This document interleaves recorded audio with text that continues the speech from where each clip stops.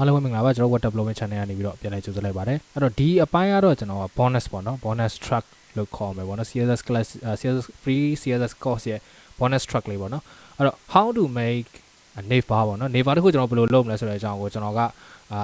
project အသေးစားလေးပေါ့နော်အသေးစားလေးနဲ့ကျွန်တော်လုပ်ပြသွားမယ်အဲ့တော့စလိုက်မယ်နော်အဲ့တော့ကျွန်တော်ပထမဆုံးဒီမှာကျွန်တော်ကထောက်ဆောက်လိုက်မယ် nav bar naver.html ဆိုပြီးကျွန်တော်ဆောက်လိုက်မယ်။ naver တခုကျွန်တော်ဘယ်လိုလုပ်မလဲဆိုတော့ကျွန်တော် html နဲ့ css နဲ့ပေါင်းပြီးတော့ကျွန်တော်လုပ်ပြသွားမှာပေါ့နော်။ဒါကတော့ bonus track လေးပေါ့။အဲ့တော့ဒီမှာကကျွန်တော် nav bar naver.css ဟုတ်ပြီနော်။ okay ။ naver.css ကျွန်တော်ဒီမှာ html file ကျွန်တော်ဆောက်ရေးလိုက်မယ်။ကျွန်တော်ဒီမှာ nav bar naver okay ကျွန်တော်တစ်ခါလေး link ချိန်မယ်။ link link css ထဲကကျွန်တော်က naver.css ဟုတ်ပြီနော် naver.css okay အဲ့ naver ဖြစ်တော့ကျွန်တော် nav nav တစ်ခါတည်းရေးမယ်ပြီးရင်ကျွန်တော် ul li nav ဒီ menu bar ဒီ link တွေပါတဲ့အတွက်ကျွန်တော် a တက်တစ်ခါတည်းငုံမယ်ဟုတ်ပြီနော်ပြီး sorry hash တက်ထည့်မယ်ပြီးလို့ရှိရင်ကျွန်တော် home ပြီးရင်ကျွန်တော်ကထားပါတော့ about ပြီးရင်ကျွန်တော်ဒီမှာ service services ပြီးရင်ကျွန်တော်ဒီမှာ contact ဟုတ်ပြီနော်ဒါဒီကျွန်တော်တို့ကနေပါဆက်ဆက်ရေးလို့ရှိရင်ကျွန်တော်ဒီ HTML မှာကျွန်တော်ဒီလိုရေးရမှာဟုတ်ပြီနော် URL နဲ့ကျွန်တော်က list copy ရေးရမယ်အဲ့တော့ဒီမှာကျွန်တော်က nav bar naver.html ကိုတွားလိုက်မယ်ကျွန်တော်ဒါမျိုးပေါ်မယ်ဟုတ်ပြီနော်အဲ့ဒီကောင်ကျွန်တော်က CSS နဲ့ကျွန်တော်ကနောက်ဆုံးကျွန်တော်က naver ပုံထောက်အောင်ကျွန်တော်ရေးရမှာပေါ့နော် okay ကျွန်တော်အဲ့ဆို CSS ပိုင်းတွားမယ်ဒီကောင်တွေပိတ်လိုက်တော့မယ်ကျွန်တော် CSS ပိုင်းကိုတွားမယ် okay CSS အပိုင်းမှာကျွန်တော်ပထမဆုံးလုပ်ရမယ့်အလုပ်ဒီကျွန်တော်က star ခံမယ်ဟုတ်ပြီနော် star slider ဆိုတော့ကျွန်တော်ဒီ HTML ထဲမှာပေါ့နော်ဒီ HTML ထဲမှာပါတဲ့ element တွေအကုန်လုံးကိုaffect ဖြစ်စေတယ်ပေါ့နော် star slider မှာရေးတဲ့ကောင်တွေအကုန်လုံးဒီဟုတ်ပြီနော်အဲ့ဒါကျွန်တော်မတင်ရသေးဘူးဒီမှာကျွန်တော်တစ်ခါတည်းတင်ပေးတယ်အဲ့တော့ margin ကျွန်တော်က0ထားမယ် padding ကျွန်တော်က0ထားမယ် box sizing ကိုကျွန်တော် border box ထားမယ်ဟုတ်ပြီနော် box sizing border box ဆိုတာကျွန်တော် margin padding တွေကျွန်တော်ကထပ်တိုးလို့ရှိရင်ကျွန်တော်အရှိမတင်ခဲ့တယ် margin padding တွေထပ်တိုးလို့ရှိရင်ဒီကောင်ကြီးသွားတယ်ဟုတ်ပြီနော်ဒါပေမဲ့ဒီကောင်ဒီ box sizing border box ထားလို့ရှိရင်သူကမကြီးဘူးကျွန်တော်ရှိနေတဲ့width height တိုင်းကျွန်တော်ကထပ်ရှိနေပါတော့ဆိုတော့padding တိုးရင်လည်းကျွန်တော်ဒီထဲမှာပဲအဲ့ width height တွဲမှာပဲတိုးရတယ်ဟုတ်ပြီနော်အဲကြောင့် box sizing border box ကိုကျွန်တော်ထားမယ်ပြီးလို့ရှိရင်ကျွန်တော်က body ကိုသွားမယ် body မှာကျွန်တော်တို့က col က color text color ကိုကျွန်တော်တစ်ခါရထားမယ် black လို့ပဲထားမယ်ဒီမှာတော့ကျွန်တော် hash နံပါတ်3လို့ပေါ့နော်00 သုံးမယ်ပြီးလို့ရှိရင်ကျွန်တော်တို့က font size ပေါ့နော် font size ကိုကျွန်တော်က 100% အပြည့်ထားမယ်ဟုတ်ပြီနော်ဒါဒီကျွန်တော်ကစပြီးတော့ရေးရမယ့်အရာဒီဘယ် website ပဲဖြစ်ဖြစ်ဘယ် project ပဲဖြစ်ကျွန်တော် design စာရေးကျွန်တော် CSS ကဒီကောင်တွေကျွန်တော်ကစပြီးတော့ရေးရဟုတ်ပြီနော်ပြီးလို့ရှိရင်ကျွန်တော်က nav နဲ့က UL ဟုတ်ပြီနော် UL ကိုရင်လာပြင်မယ်nav ထဲက UL မှာကျွန်တော်ဘာကိုရင်ဆုံးပြင်မလဲဆိုလို့ရှိရင်ကျွန်တော်ဒီဘက်မှာ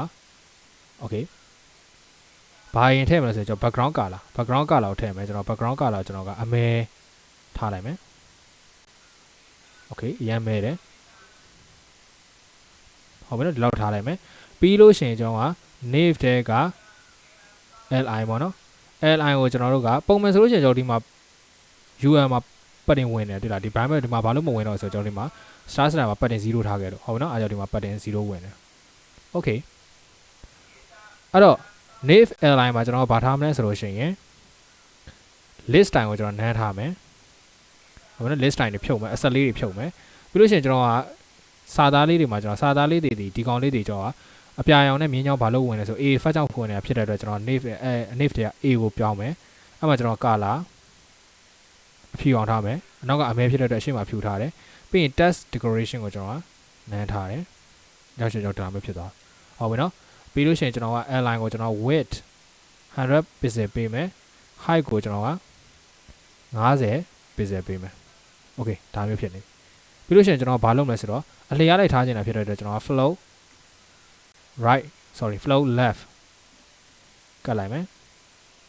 okay ပြောက်သွားပြီဘာလို့ပြောက်သွားလဲဆိုတော့ကျွန်တော် UL မှာ height မရှိတော့ဟုတ်ပြီနော်အဲ့တော့ကျွန်တော် UL မှာ height ပေးမယ်ကျွန်တော်50 pixel ပေးမယ်ဘာလို့လဲဆိုတော့ align မှာလည်းကျွန်တော်50 pixel ပေးတော့ UL မှာလည်းကျွန်တော်50 pixel ပေးလိုက်တာဟုတ်ပြီနော်ညီဝအောင်ပေါ့နော်ပြီးလို့ရှိရင်ကျွန်တော် width ပေးမယ် width ကိုကျွန်တော် 100% ပေးမယ်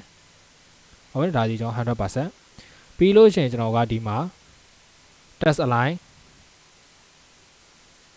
center ပေးမယ်ဒါဆိုလို့ရှိရင်ကျွန်တော်ကအလဲရောက်ပါပြီဟုတ်ပြီနော်ပြီးလို့ရှိရင်ကျွန်တော် vertical line အလဲရောက်ချင်လို့ရှိရင်ကျွန်တော်ကဘာလုပ်မလဲဆိုလို့ရှိရင် line height center sorry line height center မှာ line height 50 pixel ပေးမယ်ဘာနဲ့တူတူပေးမလဲဆိုလို့ရှိရင် height ရဲ့ value တိုင်းတူတူပေးမယ်အဲကြောင့်ရှင်ကျွန်တော်ဒီလိုဖြစ်သွားပြီဟုတ်ပြီနော်အဲ့မှာကျွန်တော်တို့ကဒါဆိုလို့ရှိရင်ကျွန်တော် header sorry neighbor ပုံနည်းနည်းပေါ်လာပြီအဲ့မှာကျွန်တော်ဘာလုပ်မလဲဆိုလို့ရှိရင် nave a ကိုကျွန်တော်တို့က over တင်လိုက်တဲ့ချိန်ကျတော့ရှင်ကျွန်တော်က background color ချိန်မယ် background color ကိုကျွန်တော် red red ဒီမှာတော့ကုတ်သုံးမယ် f00 ဆိုပြီးတော့ကျွန်တော်သုံးထားလိုက်မယ်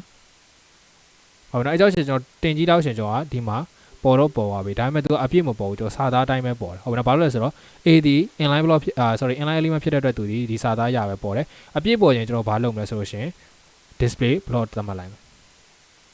ဒါဆိုသူဒီ block element ဖြစ်သွားတဲ့အတွက်သူဒီအပြည့်ပေါ်သွားလိမ့်မယ်ဟုတ်ပြီနော်ဒါဒီကျွန်တော်က block element ဖြစ်တဲ့အတွက်သူအပြည့်ပေါ်သွားပြီအတိမှာကျွန်တော်ကဒီ f0 ဆိုတာ cr ဒီကောင်လေးကျွန်တော်ထည့်လိုက်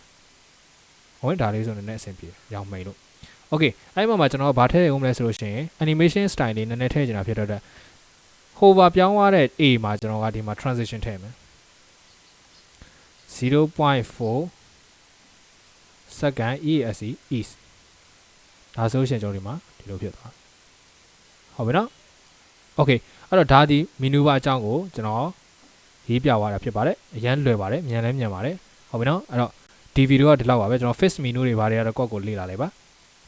ဒီ free course မှာတော့မသင်ပေးသေးဘူးပေါ့နော်အဲ့တော့ဒါဒီကျွန်တော် menu bar တစ်ခုကိုကျွန်တော်လုပ်ပြတာဖြစ်ပါတယ်အဲ့တော့အားလုံးကိုကျေးဇူးအများကြီးတင်ပါတယ်ဒီဗီဒီယိုလေးမှာဒီဗီဒီယိုလေးကိုကြည့်ပြီးတော့ပေါ့နော်ဒီ CSS ကျွန်တော်သင်ခဲ့တဲ့ CSS course လေးတွေနဲ့CSS lesson လေးတွေနဲ့ကျွန်တော်ဒီလိုမျိုး project လေးတွေကိုများများလုပ်ရင်းနဲ့ကျွန်တော် web design template တွေကိုဆွဲနိုင်ပါစေလို့ကျွန်တော်ဆုတောင်းပေးလိုက်ပါတယ်အဲ့တော့အားလုံးကျေးဇူးအများကြီးတင်ပါတယ် web development channel ရပါ